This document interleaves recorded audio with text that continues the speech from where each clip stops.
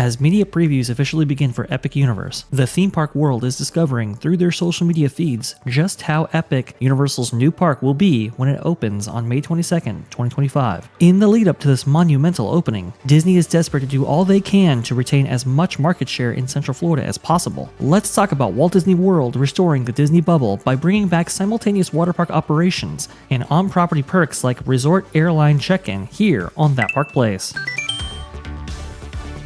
This next story right here, we did actually have a segment on an earlier show featuring this, but I want to go ahead and expand this story out right here. I want to go ahead and include Culture's expanded thoughts on this because I think this is just so fascinating. And we also have an update to a story we covered as well, part of this. Here we go. That Park Place, Disney will open both water parks at the same time this summer amid Epic Universe pressure from Universal. This by Marvin Montanero, April 1st, 2025. For the first time since 2019, Walt Disney World will operate all 6 of its parks simultaneously this summer, including both water parks, Typhoon Lagoon and Blizzard Beach. By the way, folks, I know you may have seen that date and said, wait a minute, this is April Fool's. No, it is not. Scott Gooston, not a joke. And we got clarity on the Disney Parks blog itself. Both water parks will be reopening starting May 21st. So I just want to go ahead and make that clear. This move, effective May 21st through September 7th, 2025, is already being interpreted as a strategic countermove to Universal Orlando's forthcoming mega expansion Epic Universe. Returning to full capacity, but why now? Since the 2020 park closures and the phased reopenings that followed, Disney has operated its water parks on a rotating basis, never having both Blizzard Beach and Typhoon Lagoon open at the same time. While staffing and maintenance were the public reasons cited, insiders have long whispered about Disney's cost-saving measures behind the scenes. Yeah, to fully staff and operate 2 water parks, well, it's kind of an expensive endeavor. So what better way to reduce operating costs than to only have one open at a time? Here's the thing, Culture. I have heard the grapevine, well, specifically Ron from Follow the Bradley's Fun, he was suggesting that apparently the attendance has increased a lot since the debut of that offer that Disney announced some months back about how if you book a Walt Disney World vacation on the first day of your check-in, you get free water park access. Apparently, people in the surrounding area in Florida and Atlanta, Georgia, and so forth, they have been able to make use of that perk that we kind of all thought was, something that almost nobody was going to take part in. Culture, what do you think about all of this and more? Well, it wouldn't surprise me that people doing a staycation or a location would utilize these kinds of offers. I mean, this is a $59 savings to them, the locals, so why not take advantage? Again, I mean, they're going to be able to check in at 8, 9, 10 in the morning. So, they'll leave their luggage at the hotel and go take a whole day at the water park. It's like a bonus to your vacation. I'm going to tell you right now, the Disney water parks have been going downhill for a long time. They have massive maintenance issues all the time. They've got pump issues with slides and things like that. Everything's not always operational there. And that's in large part because they needed to phase them out or redevelop some of the areas slowly over time to keep up with preventative maintenance and other things. But Disney's loath to spend money under Iger because they're always thinking that it's the earnings that have always kept them, on top, not recognizing that you can't have additional earnings very easily without, redeveloping. But the surprising thing here, and thank goodness for Ron and his observations, is, that this is a detriment to Disney more than it is a bonus, because your arriving guests oftentimes aren't coming in until late afternoon. So they don't get to utilize said benefit. So I think they're probably in a position where they're going to have to, over the summer, allow for guests to check in for one day at Pop Century. And then maybe they don't even stay at the hotel. That's the funny thing, right? They're just going to take advantage of these deals that they get. For their arrival plus a theme park day, and it saves them, who knows, a couple $100, especially if they're able to book a staycation at a cheaper price. And if they have passes, even better. So I think that this is not surprising, and it is of very little benefit. I don't know how they would think this is going to keep up with Epic's offering an entire theme park Right. And a water park at best is not even a half a day experience if you consider, just how much time you spend there and how much you're trying to avoid the sun and the hot in the summer. So, at a certain point, not even a water park can cool you off. I don't know how more to expand on it other than to say, desperation, thy name is Disney. So I think it is a little bit of desperation. I think they are trying to provide reasons for people to stay at a Walt Disney World resort and to stay on property as long as possible, which is why they're offering both theme parks simultaneously, or I should say water parks simultaneously. It's interesting because back in the day, when they had River Country, I love that, by the way. Still one of the best water parks ever made. I know. They used to operate 3 water parks simultaneously, giving a total of 7? A lot, roughly. Yeah, it was a lot. I remember Jeffrey Katzenberg, who tried to get into River Country back in the day, and he was denied access. Yep. Jeffrey Katzenberg, the head of the studio at that point. And they was like, busy. We need to rapidly expand. And that's where you got Blizzard Beach and Typhoon. Go ahead. It was incredibly busy back then. I mean, I remember. Oh, by the way, I got one of those soda cups that was supposed to be good for a lifetime. That is from River Country. So not only is the water park gone, but they will not honor my lifetime soda in my soda cup. No. Well, maybe they'll honor this instead. This is an update for a story that we had recently here from Blog Making. Walt Disney World begins piloting return of resort airline check-in service. You can see right here, as you may remember, resort airline check-in is where guests were able to check in their bags at their Disney resort, and the bags would magically appear when they arrived at their destination airport back home. Think of it kind of the reverse of what you would experience with Magical Express, right? Where you gave the airport your bags and then they would magically end up in your room by the end of your travel day. In this way, the reverse is happening. So as you're leaving the resort, you give your bag to Disney and it will be on your luggage carousel at your destination. Wait a minute. They're returning an actual program that was considered a value add. Oh, they are desperate. I know, and they're expanding a culture. The airport luggage transfer program, previously Resort Airline Check-in, they gave it a name. Great. Expands to all 5 Walt Disney World Value Resort hotels starting today, April 3rd. Now, when that original report was published by Blog Mickey right here, outlining all this was March 31st. This was relatively recently, and it only included Pop Century and only Southwest Airlines. Now it includes 5 Walt Disney World Resort hotels, and it will be through Southwest, yes. But if I remember correctly, this will include other airlines as well. Culture. Are they getting desperate? Yeah. Oh, it's obvious. Are you kidding me? This is desperation mode. Disney only gives you extra things when they're in big trouble. Like it's the same thing as a dining plan, which we talked about several weeks ago, I think, or even a month or more ago, where if they're offering dining plan, they're in trouble. And they're returning all of the perks. If they bring back Magical Depressed, that's a sign. Yeah, it's great on the way to the hotel, although it takes too long. But on the way back, you're totally bummed. You're going to the airport. Your life sucks. Now you're leaving. Anyway, it's the Magical Depressed. But anyway, yes. No, but seriously, also... if they bring that back to wait a minute, execs are discussing the importance of the Disney bubble. Yes. Okay, well, welcome to thinking again, guys. Holy cow. I know.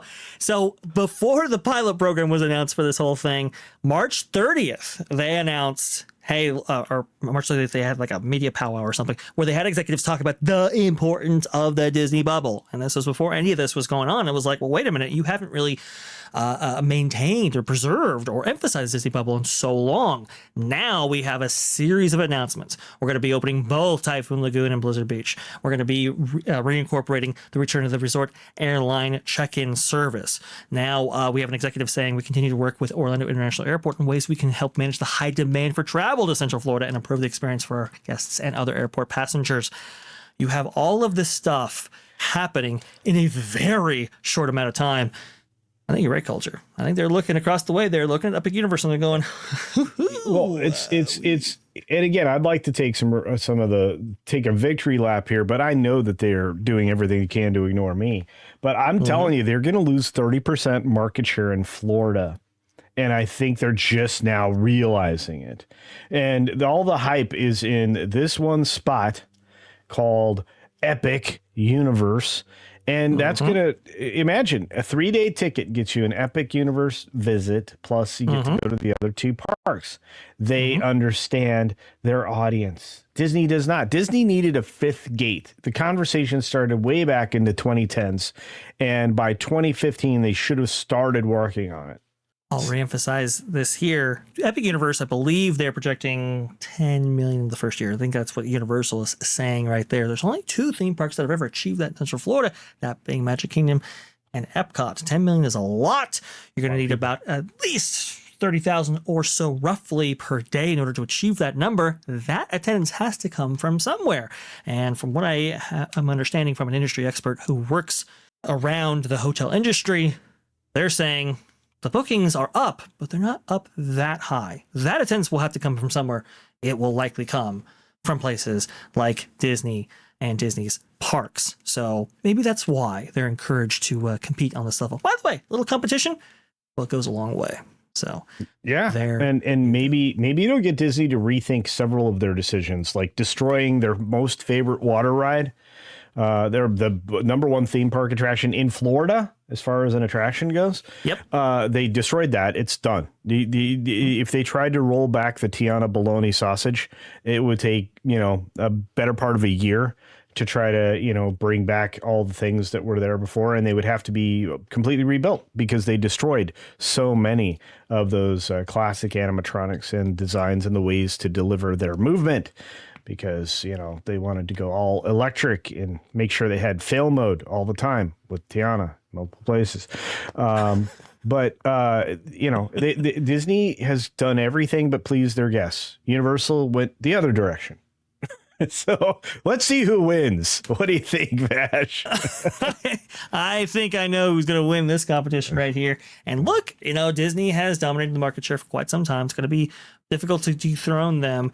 Universal is definitely on their way. Maybe not to dethroning Disney entirely, but taking them down a step, absorbing that market share for themselves, and creating the next generation of guests who will be more inclined to maybe visit Universal over Disney.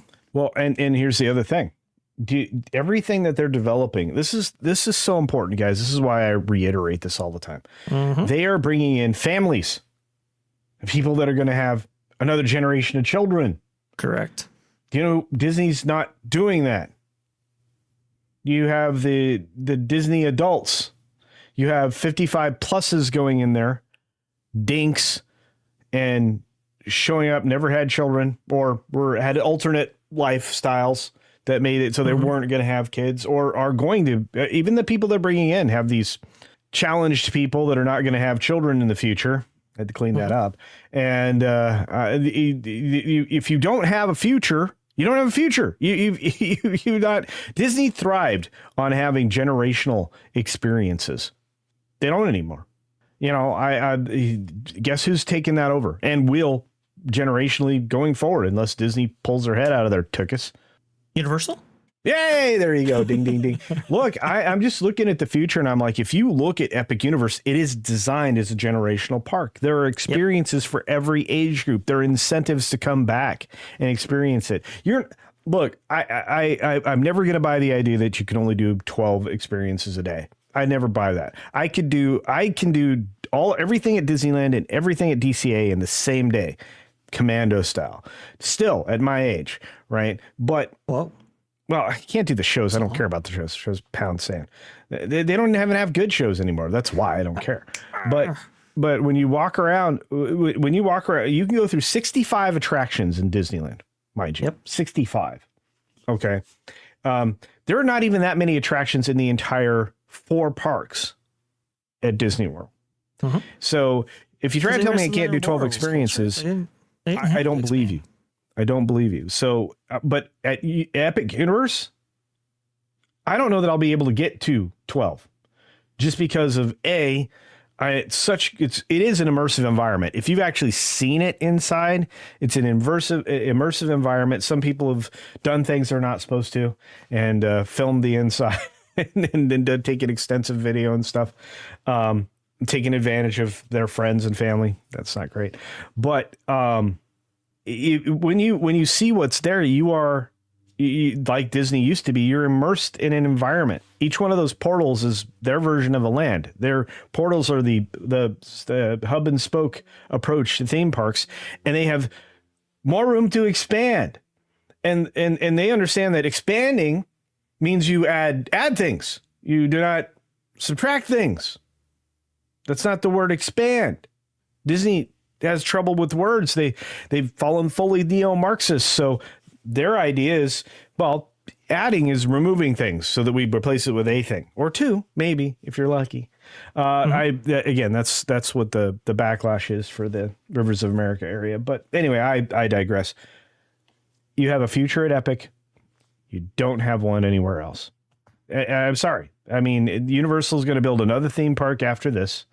They are all of a sudden being granted the gift of space because of a former space company. That's a different conversation. But anyway, I'll let you continue. I took over, and I freak out about this stuff because I'm like, I mean, I can see it coming. We can see it coming. We've been talking about it forever. And now the mainstream media, now the likes of quality reporters like Carolyn Reed at Forbes and others are starting to take notice and be like, hey, these guys seem to be right about an awful lot of things. Yeah. And congratulations to Pro and yourself, the folks at that park place. You guys have been killing it. And Marvin, who is just, man, he's been quoted by Gina Carano. He's been quoted in Brendan Carr's statement to the FCC. And then now Forbes all in like 1 week. It's been pretty crazy. The puppet guy. The puppet guy is doing great. He talked more sense than Disney. I love Marvin. Marvin's brilliant, and he's a great asset to that park place, and of course both on the physical side and the video side. And he's a consummate entertainer, folks. If you get a chance to meet him in person, or just attend his shows on his channel, he's great. Anyway, I gotta stop puffing him up. He's gonna get a big head. Yes. William Thompson with the $5. It doesn't matter what Disney does; they have killed the parks long live Epic Universe, and my hands are just bigger right there. Yeah, indeed. Is this live? Are we blind? Deploy the likes. We blind? Deploy the garrison. Indeed. Plus, silly culture casino. Iger's Disney has always found thinking to be overrated. True story. Is this live? Thank you for the Canadian 5. Thank you. Thanks for watching That Park Plays News. For more information, consider checking out www.thatparkplace.com. And don't forget to subscribe, share, like, and send this out on your favorite social media accounts.